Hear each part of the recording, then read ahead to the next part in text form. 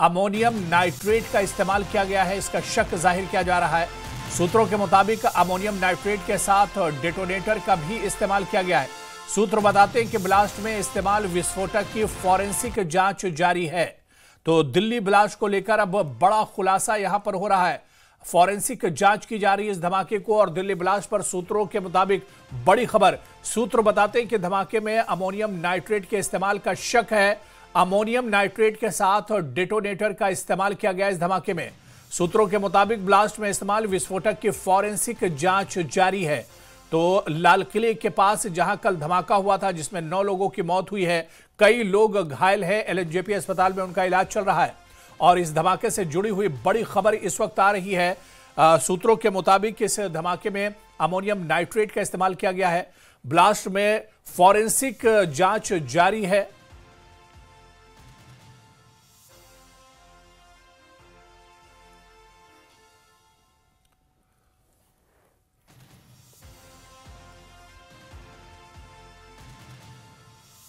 तो 14 साल बाद फिर से दिल्ली दहली है और इस बीच इस धमाके को लेकर जो बड़ी खबर आ रही है दिल्ली ब्लास्ट पर, सूत्रों के मुताबिक बड़ी खबर है। धमाके में अमोनियम नाइट्रेट के इस्तेमाल का शक है। अमोनियम नाइट्रेट के साथ डेटोनेटर का इस्तेमाल किया गया है। ब्लास्ट में इस्तेमाल विस्फोटक की फॉरेंसिक जांच भी जारी है। तस्वीर आप देख सकते हैं, आज सुबह की तस्वीर है, ग्राउंड जीरो की तस्वीर है, जहां पर कल यह धमाका हुआ था। वहीं ग्राउंड जीरो की यह तस्वीर हम आपको दिखा रहे हैं। फॉरेंसिक जो टीमें हैं वो लगातार जांच पड़ताल में जुटी हुई हैं। और आपको बताते चलें कि इस धमाके को लेकर इस वक्त जो बड़ी खबर आ रही है कि धमाके में अमोनियम नाइट्रेट के इस्तेमाल का भी शक किया जा रहा है। सूत्रों के मुताबिक अमोनियम नाइट्रेट के साथ डेटोनेटर का इस्तेमाल इस धमाके में किया गया है। ब्लास्ट में इस्तेमाल विस्फोटक की फॉरेंसिक जांच भी लगातार की जा रही है। सीधे ग्राउंड जीरो का रुख करेंगे, हमारे सहयोगी खुर्रम शहजाद इस वक्त मजीद जानकारी के साथ हमारे साथ जुड़े हुए हैं। खुर्रम, दिल्ली धमाके को लेकर लाल किले के पास कल जो बड़ा धमाका हुआ था, इसको लेकर अब नए नए खुलासे हो रहे हैं और सूत्रों के हवाले से जो बड़ी खबर आ रही है कि धमाके में अमोनियम नाइट्रेट के इस्तेमाल का शक किया जा रहा है। देखिए, अभी तक दिल्ली पुलिस ने पूरी तरीके से पुष्टि नहीं की है क्योंकि फॉरेंसिक रिपोर्ट है वो अभी तक नहीं आई है। 12 बजे तक ये रिपोर्ट आने की उम्मीद है। लेकिन जिस तरीके से ये धमाके हुए और जिस तरीके से आप देखिए कि जम्मू कश्मीर से ही ये सिलसिला शुरू हुआ था और जम्मू कश्मीर पुलिस और हरियाणा पुलिस की इन्वेस्टिगेशन फरीदाबाद, सहारनपुर से होते हुए एक बार फिर पुलवामा तक पहुंच गई है। आमिर, तारिक और जो उमर मोहम्मद है वो कहीं ना कहीं इस पूरे मामले की एक कड़ी थी। अब इस मामले में रात भर दिल्ली में तमाम हड़कंप मचा रहा, हाई अलर्ट पर रही दिल्ली, होटलों में तलाशी अभियान रहा, बस अड्डे हों या फिर रेलवे स्टेशन हो, सभी जगह तलाशी अभियान चलाए जाते रहे। तो ये तमाम चीजें देश भर। खुर्रम, आपको रोकना चाहेंगे, इस वक्त बड़ी खबर आ रही है, दिल्ली ब्लास्ट मामले में बड़ा एक्शन लिया गया है। जी हां, आरोपी डॉक्टर उमर की मां, भाइयों को हिरासत में लिया गया। इस वक्त बड़ी खबर आ रही है, दिल्ली ब्लास्ट मामले से जुड़ी हुई बड़ी खबर। दिल्ली ब्लास्ट मामले में बड़ा एक्शन लिया गया है। आरोपी डॉक्टर उमर की मां और भाइयों को हिरासत में लिया गया है। तो इस वक्त बड़ी खबर आ रही है, आपको बता दें कि दिल्ली ब्लास्ट मामले से जुड़ी हुई बड़ी खबर, जहां इस ब्लास्ट को लेकर बड़ा एक्शन लिया गया है। आरोपी डॉक्टर उमर की मां और भाइयों को हिरासत में लिया गया है। तो इस वक्त बड़ी खबर आ रही है, आपको बताते चलें कि दिल्ली धमाका मामले में आरोपी डॉक्टर उमर की मां और भाइयों को सिक्योरिटी फोर्सेस ने हिरासत में लिया है। जांच पड़ताल की जा रही है और आपको बताते चलें कि इस वक्त बड़ी खबर आ रही है, बड़ा एक्शन इस धमाके में लिया गया है। आरोपी डॉक्टर उमर की मां और भाइयों को हिरासत में लिया गया है। पूछताछ के लिए एनआईए लगातार जांच पड़ताल कर रही है, फॉरेंसिक जांच भी चल रही है और इस बीच लगातार ताबड़तोड़ गिरफ्तारियां हो रही हैं। इस बीच जो बड़ा एक्शन हुआ है, आरोपी डॉक्टर उमर की मां और भाइयों को हिरासत में लिया गया है। इस वक्त की बड़ी खबर आपको बता दें और हमारे सहयोगी खुर्रम लगातार हमारे साथ जुड़े हुए हैं। खुर्रम, जो बड़ी खबर जिसका हम जिक्र कर रहे थे कि अब इस धमाके की तमाम पहलुओं से जांच पड़ताल की जा रही है और परत दर परत अब इस धमाके की जो तमाम चीजें हैं वो निकलकर सामने आ रही हैं। बिल्कुल आपने सही कहा, क्योंकि जो सीधा मामला है वो डॉक्टर उमर मोहम्मद तक ही पहुंचता है, क्योंकि जो सीसीटीवी फुटेज मिला और जिसकी दिल्ली पुलिस ने और जांच एजेंसियों ने मैपिंग की है, ये साफ है कि जिस तरीके से लाल किले की जो पार्किंग है वहां पर 3 बजे के करीब ये गाड़ी जो I-20 है ये पहुंच चुकी थी और उसके बाद शाम को वहां से निकलती है और उसमें डॉक्टर उमर मोहम्मद मास्क लगाकर बैठा हुआ था और वो धीरे धीरे लाल किले के बिल्कुल सामने पहुंची और जहां पर यह ब्लास्ट हुआ। अभी तक ये पुष्टि नहीं हुई है कि ब्लास्ट का मटेरियल क्या था, लेकिन ये साफ है कि अमोनियम नाइट्रेट जो है उस तरीके का धमाका जो है उससे इस तरीके का धमाका होने की बात जो है ये कही जा रही है।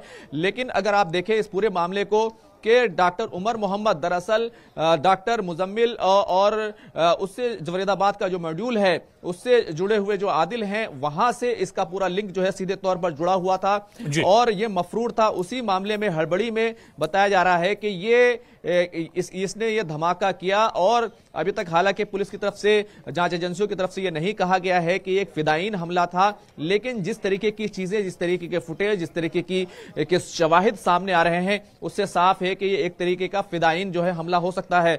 तो हुरैरा इस पूरे मामले में जो कड़ियां जोड़ी जा रही हैं, फॉरेंसिक टीम ने रात भी सैंपल्स तमाम यहां से उठाए थे। हमने तमाम चीजें अपने जो नाजरीन हैं, अपने जो दर्शक हैं उनको दिखाई थी कि किस तरीके से यहां से तकरीबन 35 से 40 मीटर दूर जो मेट्रो स्टेशन का गेट है जो मेरे पीछे आप देख रहे हैं, जहां पर सफेद कलर के आपको पर्दे नजर आ रहे हैं, दरअसल वहां पर गाड़ियां हैं और जली हुई बाइकें हैं और जो ई रिक्शाज हैं वो वहां पर हैं, उनको पूरे तरीके से कवर कर दिया गया है। हालांकि रात के में जब हम आपको तमाम तस्वीरें दिखा रहे थे उस वक्त ये तमाम चीजें नहीं थी, लेकिन अब पूरी तरीके से उनको कवर कर दिया गया है।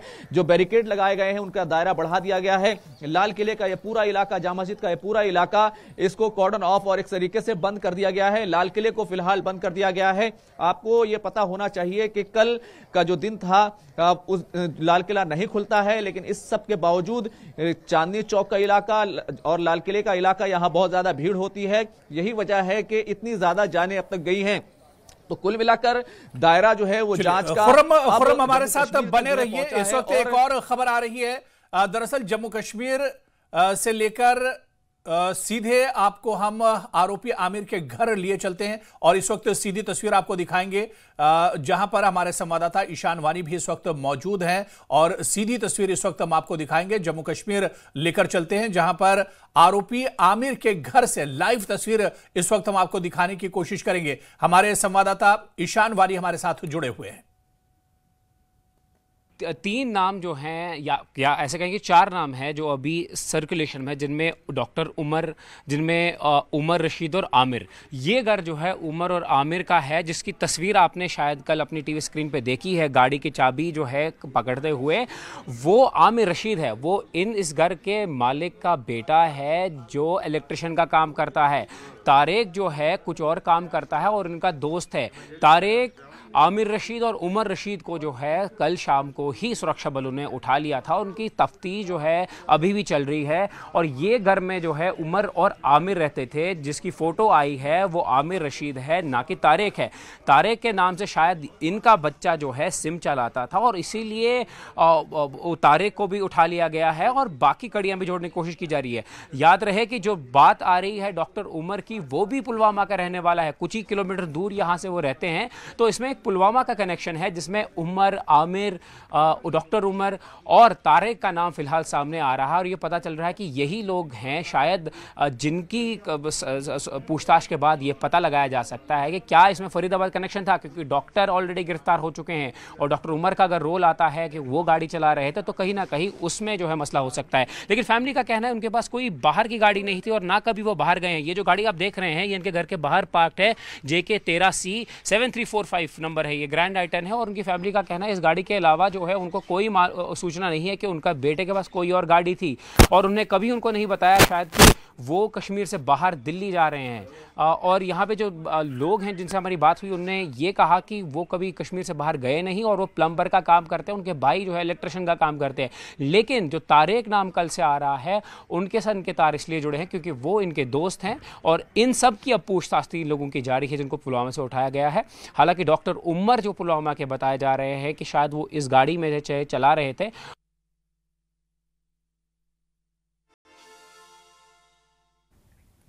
तो इसी कार में धमाका हुआ था, जो कार हम आपको दिखा रहे हैं। और इस बीच जिस तरह से हमने आपको दिखाया, कश्मीर से ये सीधी तस्वीरें थी, जहां पर आरोपी आमिर के घर के बाहर की तस्वीर भी हम आपको दिखा रहे थे। हमारे संवाददाता ने तमाम जानकारी भी दी।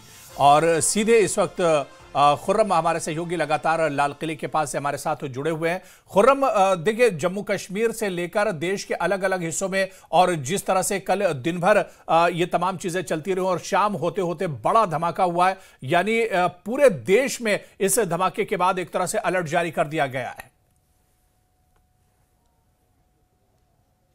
बिल्कुल सही कहा आपने। जिस तरीके से फरीदाबाद से जितनी बड़ी संख्या में, जितनी बड़ी मात्रा में विस्फोटक बरामद हुए थे और असल्ट राइफल्स बरामद हुए थे, उसके बाद डर जताया जा रहा था कि कोई बड़ा हमला जो है वो होने वाला था, उसको रोक लिया गया, नाकाम कर दिया गया। लेकिन शाम होते होते 6:50 के आसपास लाल किले पर यह धमाका हुआ और अब जो I-20 गाड़ी है उसको बेसिकली ट्रेस किया गया है और सलमान से देवेंद्र और देवेंद्र से आमिर, तारिक और फिर डॉक्टर उमर तक ये पूरा मामला पहुंच गया है।